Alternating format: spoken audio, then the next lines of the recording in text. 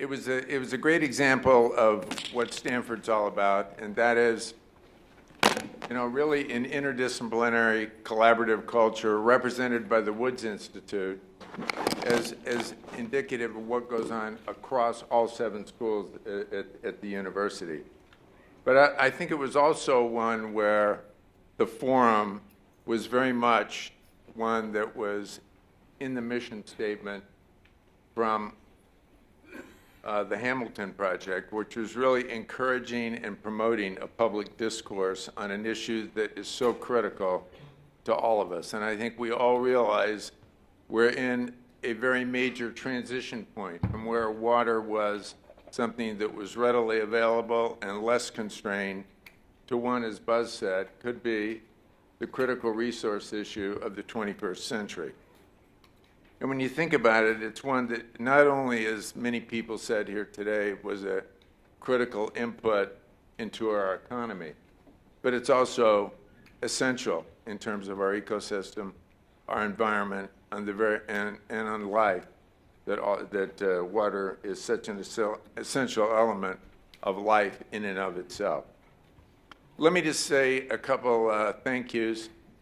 First to Governor Brown, not only for his thoughtful and insightful remarks and to his exemplary leadership in addressing water as an issue and California's drought, but it was, as was mentioned earlier, participating throughout the forum. So thank you very much.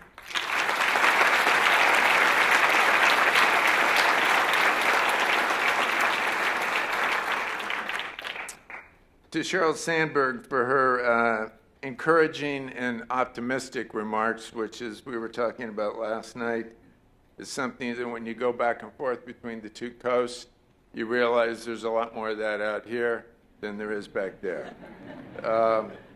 But it was also, I think, quite interesting to hear her very warm and personal remarks to having a mentor such as Bob Rubin. So you've done a great job, Bob.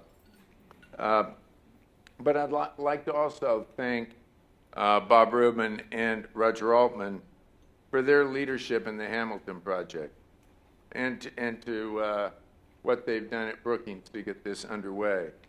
Because I think this second collaborative forum with Stanford is something that is very much what we all need. We need great public discourse and debate and discussion on topics that are so critical to it. Our mutual expectation is that we can continue to build this symbiotic relationship between Stanford and Brookings and the Hamilton Project, and continue to develop and enhance the cross-country collaboration between these 2 institutions that are so important to our shared dialogue on issues of national importance.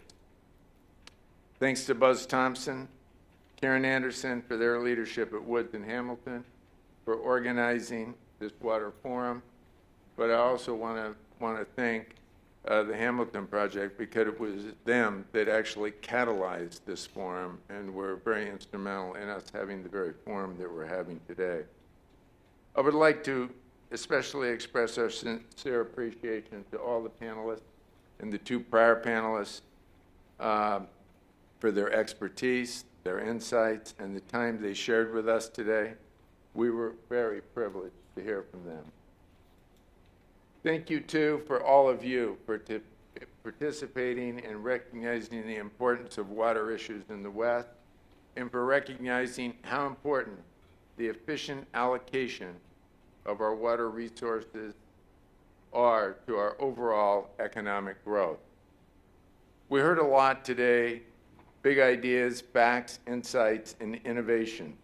So I will briefly just recap a few. Our focus today has been on directions for U.S. water policy, as water in the West reaches a very critical point. We heard that many of our current water challenges could be addressed through doable solutions such as better management of our highly fragmented water system and innovative market-based pricing and regulatory reform. We covered 3 main topics in the panel: Let me first talk about the first panel. It discussed how market mechanisms can be used to build resilience in our country's water management system. In particular, to use market tools to reallocate water to meet the demands of the changing economies of water. And despite the fact that we had some comments about getting government out of the way, I think there was a general consensus that we need to examine how to better share responsibilities among federal, state, and local agencies. And lastly, to develop means of further managing and regulating groundwater, as has been done here in California. The second panel discussed the need to promote and incentivize innovation to the water sector and the need to increase investment materially, as has been done and as was noted in clean energy. With a focus on solutions, they talked about policy responses to overcome the current obstacles to innovation, including a discussion of new frontier technology. Both panels emphasized that viable markets and efficient pricing are prerequisites to achieving real conservation, significant innovation, and material new investment. The final panel put the water crisis in the context of the patterns we're seeing in climate change, and as a result, the challenges water resource managers and all of us will face in the future. They focused on how to mitigate the effects of climate change with an emphasis on effective policy avenues. The bottom line is that with an increasing population that was referred to many times today, and with increasing needs for water, for food, for energy, and for our cities, and with increasing impacts of climate change, the challenges are significant and require new thinking, new technologies, new market mechanisms, new managerial approaches, and new governmental frameworks. Today's forum has outlined a range of innovative options and opportunities as we explored new directions in U.S. water policy, and we need to continue the dialogue going forward. But before we leave the topic of water and its importance here in the United States, I would like to make a few comments about the global scope of this problem. The water crisis, as we all know, is global in scope and scale.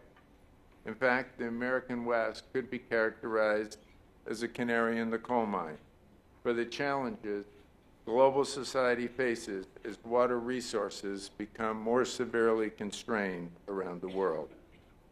Water impacts are now appearing in more than 1/3 of the planet's watersheds, prompting the World Economic Forum to list water supply crises among its 3 critical risks to global prosperity. Nearly 1/5, yes, 1/5 of the world's population live in areas of physical scarcity, and 1/4 live in areas where the infrastructure is inadequate to take water from rivers and aquifers. Meanwhile, water use globally has been growing at more than twice the rate of population increase in the last century. Without action, global water demand could outstrip supply by an estimated 40% by the year 2030. And we sometimes think 2030 is a long ways off, but when you think about it, it's only around 15 years to go. The term that is frequently used to sum it all up is the water energy food nexus. We've heard about the water energy nexus today, but you've got to add in that third element. This is an issue that defines our time with broad implications for basic human health, environmental sustainability, and the underlying fabric of our global economy and our societal future. However, just as we have heard about California, the American West, and U.S. water policy, there are many things that we discussed today that can be applied globally to address the increasing challenges of water scarcity and water security. We, here in the U.S., not only have an opportunity to solve our water issues, but we have both a responsibility and an enormous opportunity to apply our technologies, our expertise, our intellectual property globally so as to have an even greater collective input.